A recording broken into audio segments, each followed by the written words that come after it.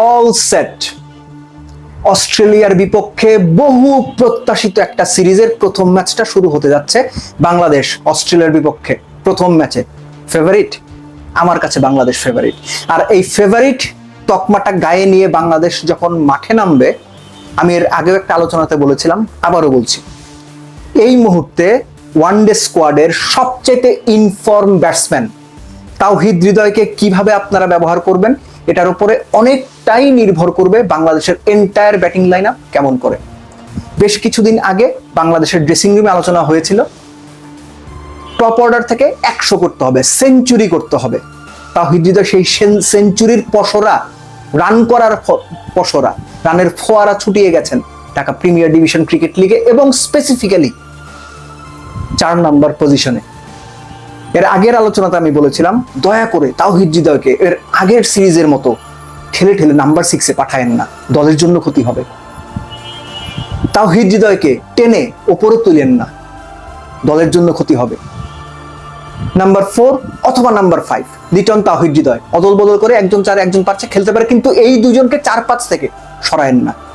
Bangladesh team এখন এই মুহূর্তে শুধু ভালো শেপে আছে সেটা না, দারুণ কনফিডেন্স নিয়ে এই দলটা মুভ করছে। দলের বডি ল্যাঙ্গুয়েজ, অ্যাপ্রোচ এবং অনফিল্ড পারফরমেন্স সবকিছু মিলেই বাংলাদেশের এই দলটা অস্ট্রেলিয়ার এগেনস্টে ফেভারিট হিসেবে মাঠে নামতে পারে। আপনি আমাকে মনে করতেই পারেন যে আমি খুব বাড়িয়ে বলছি না, আমি বাড়িয়ে বলছি না। বাংলাদেশ ম্যাচ হারতে পারে, কিন্তু অস্ট্রেলিয়াকে চেপে ধরে ম্যাচ হারিয়ে দেওয়ার সামর্থ্য এই বাংলাদেশের দলটার রয়েছে, স্পেসিফিক্যালি যখন মিরপুরের হোম অফ ক্রিকেটে খেলা। তামিমের সাথে ওপেন করবে কে? Still I would go for Saif Hasan. Right hand left hand combination তো বটেই, একই সঙ্গে সাইফ সবশেষ প্রিমিয়ার ডিভিশনের ম্যাচটা তো 90+ রানের একটা ইনিংস খেলে গেছেন, ফর্মে ফেরার আভাস কিছুটা হলেও দিয়েছেন। তারপর গ্র্যাজুয়ালি ঠিক যেভাবে ব্যাটিং লাইন আপ সাজানো হয় সেভাবেই আপনারা যাবেন বলেই প্রত্যাশা করি। মোসাদ্দেককে নেওয়া হয়েছে, পারফর্মার ক্রিকেটার, প্রিমিয়ার লিগে দুর্দান্ত ফর্মে ছিলেন, তাকে যে জায়গাতে প্রিমিয়ার লিগে খেলানো হয়েছে, যে জায়গাতে তিনি পারফর্ম করেছেন, ওই 6 নম্বর পজিশনেই তাকে ফিনিশারের রোলটা দিয়ে খেলান। অর্থাৎ যে যে রোলে পারফর্ম করে গিয়েছে 50 ওভারের ক্রিকেট থেকে, তাকে ওই রোলটাই দেন। অদল বদল করতে যাবেন, মাইন্ড সেট আপ চেঞ্জ হয়ে যাবে, ডিস্ট্র্যাক্ট হবে ক্রিকেটাররা, ব্যাটাররা। পজিশন বদলে দেওয়ার ফলে তাদের মনোজগতে পরিবর্তন হতে পারে, খেলার অ্যাপ্রোচে পরিবর্তন হতে পারে, প্রস্তুতির জায়গার ঘাটতি নিয়ে তারা মাঠে নামতে পারে।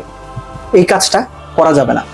ইউজুয়ালি যেটা হয় যে বাংলাদেশ এখন 5 জন স্পেশালিস্ট বোলার নিয়েই খেলে, 3 জন pacer, most likely Mustafiz, Taskin, Nahid Rana.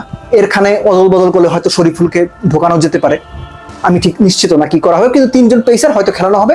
Rishad থাকবেন, মিরাজ, সাথে আপনার বেটার অপশন হিসেবে মুসাদ্দেক তো রয়েছেনই। মুসাদ্দেক দুর্দান্ত অফ স্পিন করেন, এটা আমরা জানি। তো সব মিলে বাংলাদেশের এই দলটার প্রপার পোটেনশিয়াল রয়েছে অস্ট্রেলিয়াকে ম্যাচ হারানোর।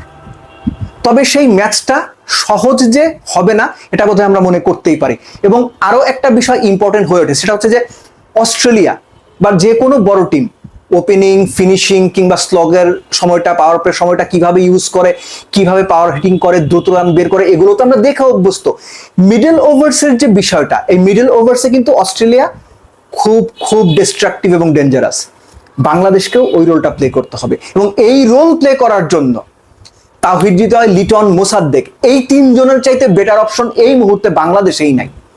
স্পিনারদের হ্যান্ডেল করা, প্রয়োজনে প্রত্যেক ওভারে একটা করে বাউন্ডারি বের করার চেষ্টা করা, স্ট্রাইক রোটেট করা, অর্থাৎ মিডল ওভারে অন্তত 20টা ওভারে 120 বলে 110 থেকে 130টা রান করা, তাদের এই সামর্থ্যটা আছে। তারা প্রুভেন এই জায়গাটাতে, প্রিমিয়ার লিগে তারা এভাবেই খেলে গেছেন। সো তাদের ওপর অনেক কিছু নির্ভর করবে। আবার বাংলাদেশের বোলার যারা রয়েছেন তাদের এনশিওর করতে হবে পাওয়ার প্লে, ফিনিশিং তো বটেই, স্লগ ওভার তো বটেই, ডেথ তো বটেই, মিডল ওভার্সটা যেন অস্ট্রেলিয়া খুব বেশি রান না তুলতে পারে। মিডল ওভার্সে যেন আমাদের স্পিনাররা, কিছু ক্ষেত্রে পেসাররা উইকেট তুলতে পারেন।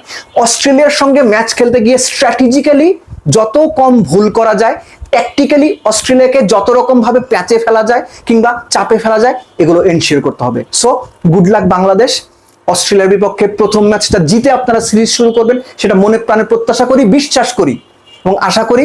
বাংলাদেশের কোটি কোটি ক্রিকেট ভক্ত তাকিয়ে আছেন মাইটি অজিদের বিপক্ষে। বাংলাদেশ প্রথম ম্যাচটা জিতে টপ নচ পারফরমেন্স করে সিরিজটা শুরু করবে। গো বাংলাদেশ, গুড লাক বাংলাদেশ।